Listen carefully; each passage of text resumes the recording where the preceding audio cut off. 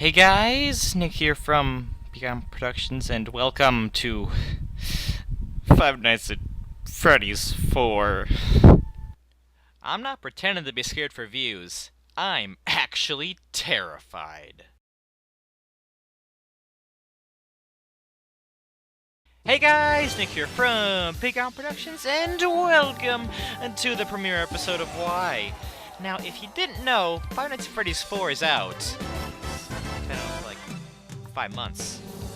What? That's Scott making us reschedule our entire day. How did you not know it's been out for 5 months?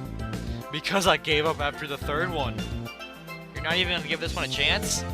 Why should I?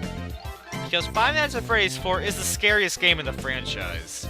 Sure, it's probably just as scary as the other three, and that's not at all. So you're just going to assume that and not even give it a try. Yup. Well, I got some facts for you to prove why Five Nights at Freddy's 4 is 10 times scarier than all the others. Oh boy. So, to prove this, first we need to look at the roots. What made the original trilogy so popular and scary? The games relied mainly on the fact that you're going to be jump scared, but you don't know how or when. And the games added to that with the atmosphere. But with the cameras, you always had a pretty good idea of where the things trying to kill you are. Except Springtrap, where are you? Nightmare mode! But anyway, in the fourth game, there are no cameras. And the animatronics don't start out several rooms away. Now, before I finish the first fact, I need to say a second fact. Another aspect is the gameplay. One thing that made Five Nights at Freddy's so popular is every game is different, gameplay-wise. And that's no excuse for the fourth game. What are you talking about? Every game is the same cheap, cash-grabbing thing. Okay, say all 4 games are the same, you'd be wrong. In the first game, you're checking cameras, halls, and shutting the door if there's something there, all unlimited power. In the second game, you're checking vents, cameras, and the hallway, putting on a mask if something is there, and winding up a music box, all unlimited flashlight battery. And in the third game, you're luring an animatronic away with sound, keeping the vents online. Do any of those games sound exactly the same? They may sound similar, but a franchise tends to do that. Hey! Stop using facts and reason against my biased opinions! Sorry, that's how this show works! Anyway, now, the fourth game is drastically different in the sense that instead of jump scares coming to you, you run directly into the jump scares. Going back to there being no cameras, you don't know where they are. You don't know if they're here or there. Unless you have your volume at 100% and you can hear the faint breathing by the door. And that's just plain scary on its own. Standing next to a door, listening to see if the thing trying to kill you is right there next to you. That's terrifying. Not to mention you can also be gotten from behind. Yeah, they can get you from the left, the right, the center, and from behind. Terrifying, I know. Psh, lame. You were able to be gotten from behind in the third game. Actually, that's technically more from the side. Now, you could just call it good there. Throw it off with the fact that you're going to be jump scared and listening for breathing on the thing trying to kill you and stuff like that. But for 40% of people watching, probably around that number, none of that would work for you. So once again, why is this game so scary? Why was I able to play the first 3 just fine, but not the fourth? The big reason is actually the same reason the first game was so scary, but to a much larger extent.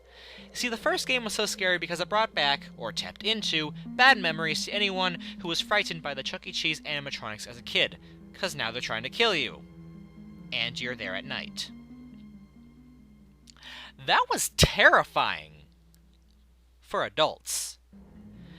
You see, I never saw the animatronics when I went to Chuck E. Cheese as a kid, so it wasn't terrifying to me. Then the fourth game came out. You're playing as a kid, at night, checking the dark hallways, closet, and by your bed, with only a flashlight, alone. Sound familiar? 99% of you should be saying yes right now, because almost all of us did that as a kid at one point or another, checking for monsters in the closet or by the bed, not knowing what's on the other side of that door down the dark hallway. We've all been there, letting our imagination scare us into not being able to leave our room, or at least having second thoughts before opening that door. Heck, I'm still not 100% okay with the dark myself. And now Scott has tapped into that inner fear from the past, with the added twist of real video game danger. An inner fear nearly everyone has. I mean, even the title screen alone hits that inner fear. Monsters looking and planning to invade the house in question. That is truly a nightmare. The theme and concept of the game. Yeah, except all that never happened to me. Really? Yeah! So you're saying that not only you remember everything from your childhood, but you're also not creative or imaginative at all? You are one little toddler of steel? I hate you so much right now. Well, I'm sorry, but what you said is so inaccurate. I mean, you could go ask someone who took care of you when you were little if anything like that happened, but that would also be unreliable. Why? 2 reasons. 1, you're most likely alone when or if it ever happened, just like the kid in the game. And 2, a good amount of the time, it might have started from a nightmare, just like in the game. None of this is actually happening to the kid during the nights. It's all just a literal nightmare in his head. Heck, on the final night, it's just one animatronic after a few hours. Fredbear, the root of the problem, of the fear. This game is about dealing with fear, trying but not really being able to get over the fear. And in that sense, the game speaks loud and clear. We don't need hundreds of different theories on it, because this game shows us exactly what it wants to. And that makes it art. That makes this game art.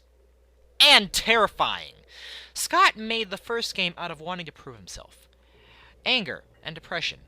He then made the second and third to continue the story and entertain millions who loved the first game. And now he's made the fourth. A closure for a great series that some people say is getting old. The closure theme in this game is also applied to the series as well, since this is hopefully the last game. Closure. And that's why Five Nights at Freddy's 4. Thanks for watching.